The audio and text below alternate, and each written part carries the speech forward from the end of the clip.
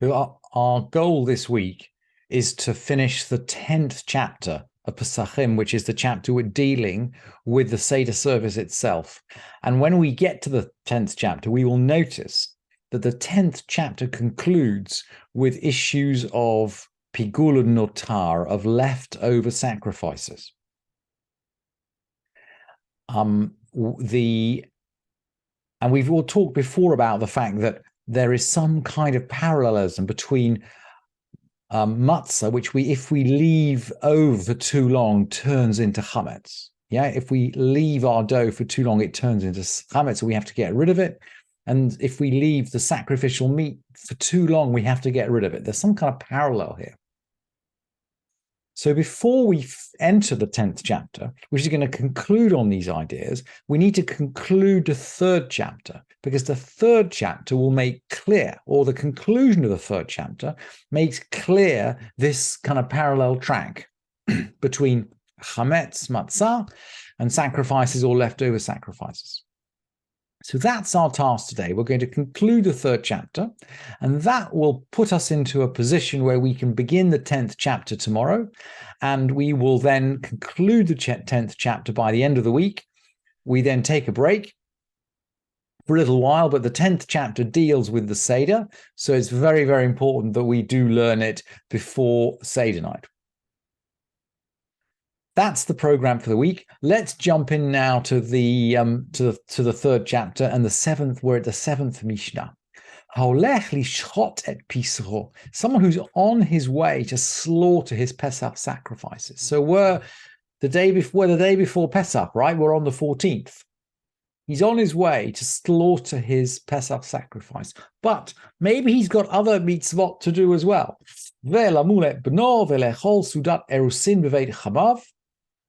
Maybe he's going to circumcise his son, or maybe he's going to participate in a betrothal feast at the house of his father-in-law. This sounds like this is his betrothal feast, right? This is his engagement party.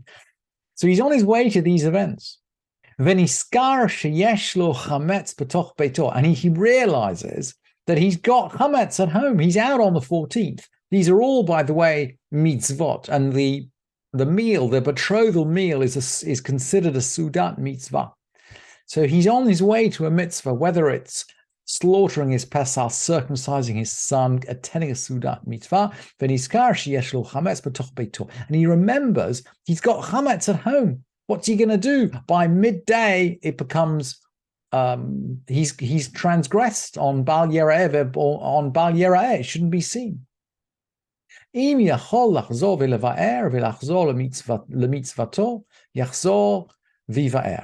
he's able, if he's got time to go back and to destroy the Hametz, and to return to his mitzvah, he must go back and destroy it. But if not, there's a get out. If not, he annuls it in his heart. This is the first sight of the bitul, the annulment, which we declare on the evening before Pesach and on the day before Pesach. Remember, we announce that our Hametz is hefker, it doesn't belong to us. It's like the dust of the earth. It doesn't exist in them anymore. If we can't get rid of it physically, then we annul it mentally. And this is the first mention of the annulment in the Mishnah. Lahatzil min hanochrim, or min hanahar, or min halistim. What if he's going off to save from non-Jews? Maybe there's a raid going on. I mean, remember the Mishnah is written in Roman times when there were many dark forces around that could cause damage. Or from a river, maybe there's a flood, or robbers, or minadleika, maybe there's a fire, or minamapolit, maybe there's a collapsed building. These are all issues of pikuach nefesh, and we know already, for example, that we set aside Shabbat for pikuach nefesh. We learned that in the Mishnah of Shabbat. As far as Pesach is concerned, Yevatel belibo, he annuls it in his heart. We don't even think in these situations about going back and destroying it and coming back. He annuls it in his heart. There's no hesitation. And if on the opposite side of the priority scale, Velishpot Shvitat Harushut, maybe he's trying to establish Lishpot Shvitat Harushut, he's trying to rest a voluntary resting. That's the best way of translating the end of the Mishnah. But what he seems to be doing is to establish a Shabbat station. So we learned in Eruvin that if you want to go somewhere on Shabbat, you need to travel out somewhere on Erev Shabbat and put your Erev in the right place so that you can travel out 2,000 amot beyond that place. And the Mishnah uses the word Reshut here. It's puzzling because in principle, you shouldn't be using, or we shouldn't be using, the Erev Tchumim for anything except a mitzvah. But anyway, he seems to have taken if you like, a voluntary decision to establish Erev Tchumim. And halacha, but he remembers he's got Hametz in his house. Yachzor miyad. He must return immediately. So as far as Pikuach HaNefesh is concerned, he carries on. He annuls it in his heart. As far as something voluntary like the Tchum, the matzah, the Hametz takes precedence. He goes back and he's going to destroy it. What if he's going along and he remembers that he's got sacrificial meat? V'chein, and similarly, so the next Mishnah 8, runs on from Mishnah 7. V'chein, and we'll see, by the way, these two Mishnayot are intimately connected. V'chein, mishiyatsa miYerushalayim v'niskar sheyesh biyado b'sar kodesh. Someone went out of Jerusalem and remembered that he had holy meat with him. Why would you ever have holy meat with you? Well, we know there's a famous Mishnah in Zvachim, which is actually part of, we read it sort of before Shacharit in the morning. So it's very, very famous.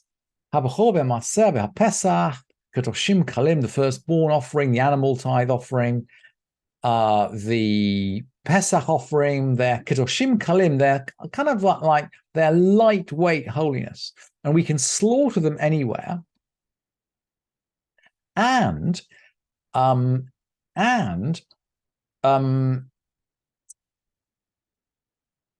achilatam habachol nechal lakwanim v'hamaseh lechol adam v'nechalim b'chol ha'ir. They are eaten throughout the city of Jerusalem. So these lightweight sacrifices, these lightweight holy things, and the same, by the way, apply to shlamim and to the nazir and the tudah. All these lightweight holy things are ne'echalim b'chol ha'ir. They're eaten throughout the city of Jerusalem for 2 days and 1 night. So you can keep them for 2 days after they've been sacrificed. So it is entirely possible that you've got this stuff hanging around. Maybe you got it hanging around in your baggage. Maybe you have a mixture in your baggage of holy meat and non-holy meat. You're leaving Jerusalem. So you've been up there to sacrifice whatever you've gone to sacrifice. Maybe your shlamim, classic example. You can offer shlamim at any time. You're on your way home and suddenly you realize, hey, you've got some holy meat.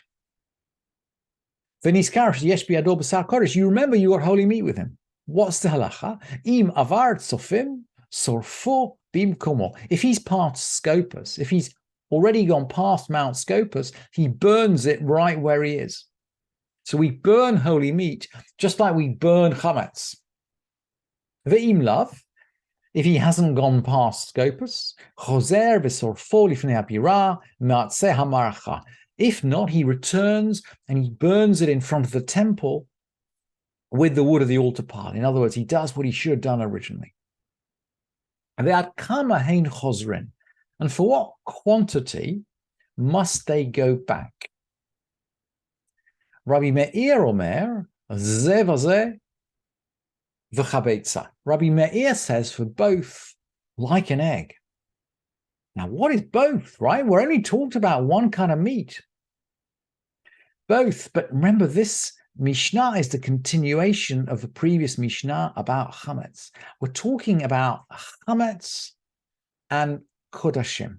We're talking about Hametz and holy meat. When Rabbi Meir says for both, he means both the Hametz and the holy meat, b'chabetza. like an egg.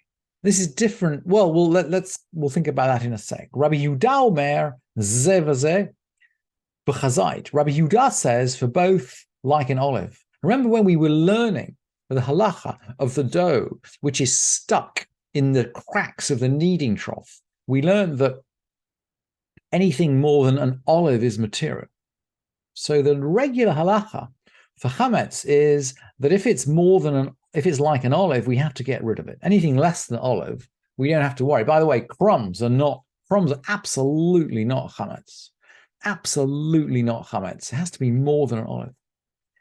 So Rabbi Yehuda says more than an olive. The Chachamim Omrim, the sages say, and this is the halacha, by the way, Basar Kodesh b'chazait, holy meat like an olive, v'chametz b'chabeitza, chametz like a beitza. So we seem to be somehow more lenient with chametz that we remember is at home when we're off to perform a mitzvah than we are with chametz, which is actually sitting in front of us in our house. That's the parallel between burning the chametz and burning leftover sacrifices. They're parallel activities. It must be to do somehow with the fact that, we learned that the sacrifices can hang around for 2.5 days and then they become invalid. Well, the matzah can hang around for, 18 minutes in today's halacha, and then it becomes chametz. Stuff that is left over for too long becomes invalid. What do? We're going to burn it.